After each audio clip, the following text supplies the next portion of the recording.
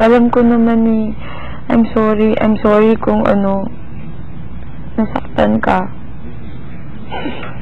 I'm sorry kung na-overlook ko yung ganun. Hindi ko na-foresee na ganun ma-feel mo. Kasi talagang ako, walang ganun talaga. Walang ganun. Kaya hindi siya pumasok sa isip. Kaya hindi ko na-foresee na ganito yung ma-feel mo. You know what? I just wanna forget the nominations. I just wanna forget those things. Pero kasi sa akin, hindi madaling kalimutan yung alam mo yun, lately ngayon, dahil gusto ko rin maayos, I have the desire, pero yun, hindi ko talaga mapupush yung heart ko na kung yun yung dapat gawin ngayon, gawin ngayon. Ang ginagawa ko is, alam mo yun, kalimutan yung nangyari sa nominations. Lagay sa utak ko, this is Big Brother, this is a game. For whatever reason, may mga bagay tayo na magagawa na kahit hindi natin ginusto, kailangan, whatever. Ayoko nang balik-balikan pa yun because I've heard what you have to say about those things na ito yung reason nyo. Pero parang hindi mo pa siya naintindihan. Hindi yun eh. Ako, hindi lang yun sa hindi sa kasi masyado kong hindi sa justifying reason, pero ang gusto ko parang hindi ko kaya kasi hindi ko alam kung kailan hindi kayo ako lalabas, hindi ako sure kung kailan ako basta baka mas maaga, hindi ko alam, pero ayokong lumabas na ganun yung naiisip ko kahit hindi tayo maayos, pero malaman mo man lang kahit di mo paniwalaan, pero malaman mo man lang na sobrang laking bagay napakahalaga mo sa akin yung pinagsamahan natin. Ikaw, hindi mo pinagsamahan.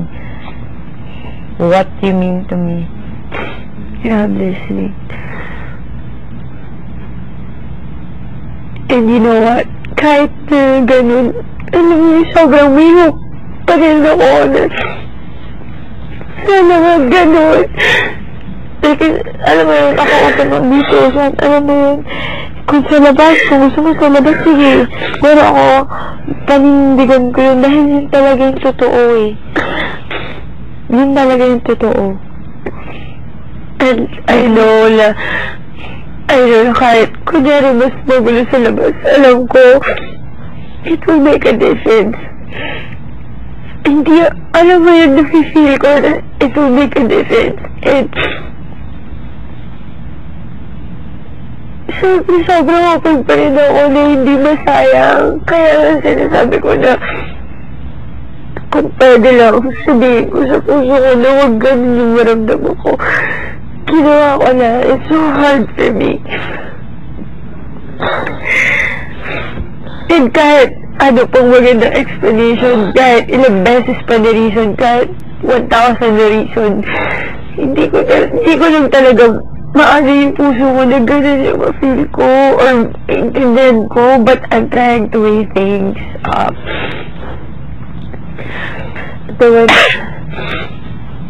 alam ko, kinuwento mo sa akin lahat ng pinagdaanan mo sa pamilya mo, sa ex mo, sa mga kaibigan mo, and sinasabi ko sa'yo, kahit 4 na buwan pa lang tayo magkakalala, hindi ako yung isa sa mga tao na aawayin kung sinong gustong manakit sa'yo o makasakit sa'yo.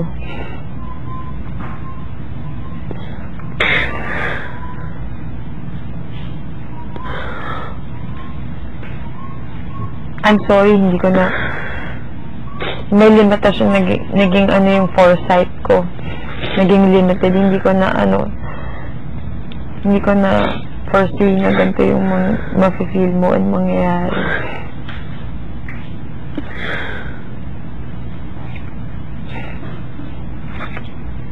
There are a lot of things that I don't understand, but I know someday God will make me understand.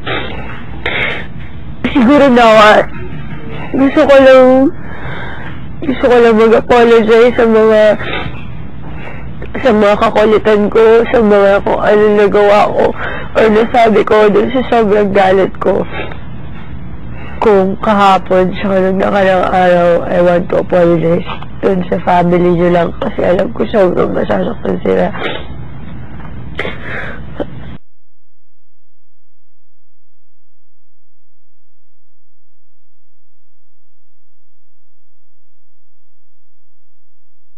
Would make matters worse. I'm sorry, Locarita ako. No, kung may man nasabi ako ganun. Sorry, kasi sobrang hindi ko alam kung paano ko lalabas yung galit ko. Hindi ko